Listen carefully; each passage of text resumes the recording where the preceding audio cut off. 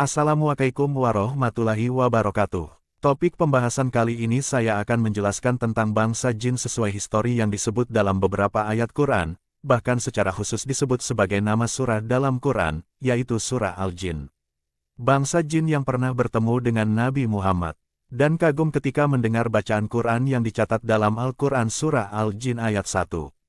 Ternyata setelah dianalisa berdasarkan perspektif historis, adalah berasal dari bangsa jin orang Jawa Nusantara keturunan iblis dari Indonesia, yang sedang merantau jadi buruh di Madinah, Arab Saudi.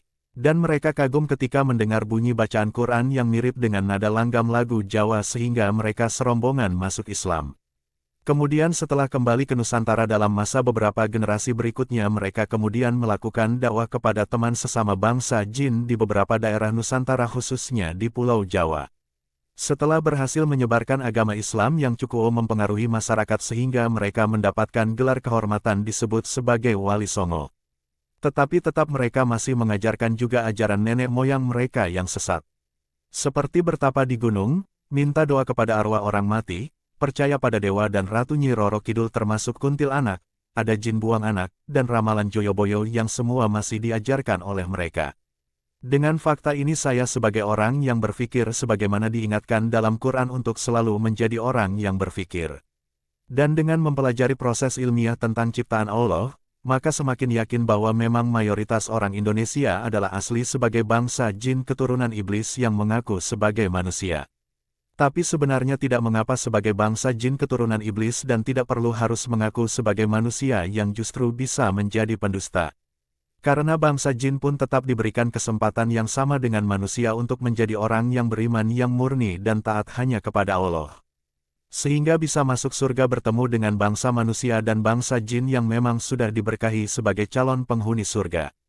Narasi ini murni untuk memberikan pemahaman bahwa jin bukanlah makhluk gaib, seperti pemahaman yang keliru oleh mayoritas orang.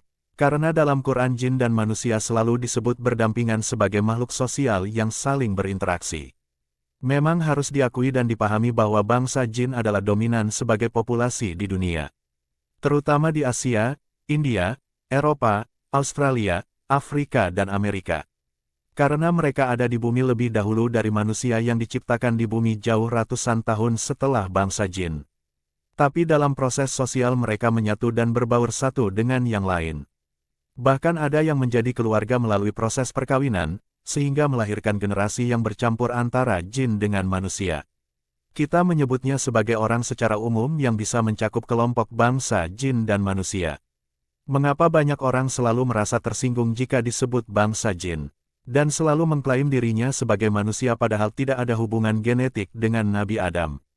Hilangkanlah perasaan yang demikian toh kedua makhluk baik bangsa jin dan bangsa manusia adalah sama tujuan diciptakannya, yaitu untuk beribadah kepada Allah yang menciptakannya dan sama balasan yang akan diberikan sesuai status keimanan dan amalnya.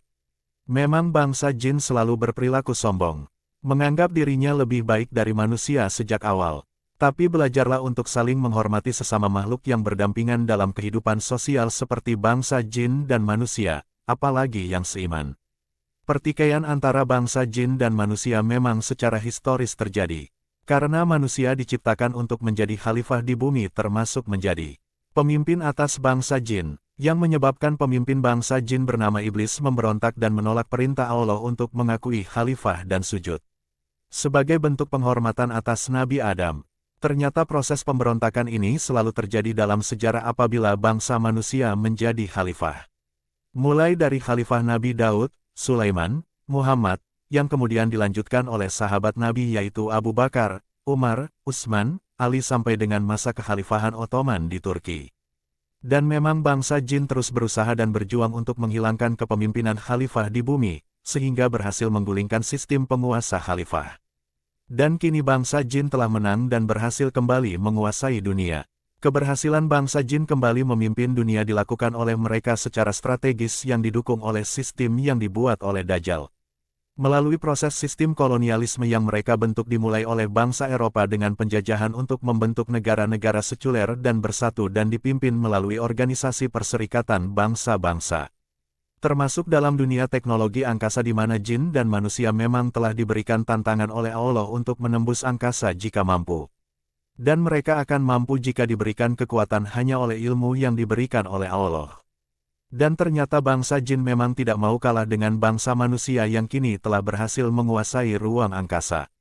Seperti pesawat ruang angkasa, satelit, radar, radio dan lain-lain.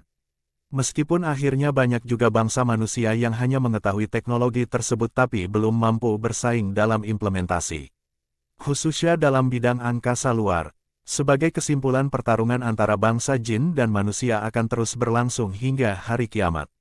Sebagai ujian dalam proses kehidupan bagi kedua makhluk ciptaan Allah tersebut, apakah taat beribadah kepada Allah atau kafir untuk menentukan nasib mereka di akhirat, apakah masuk surga atau neraka.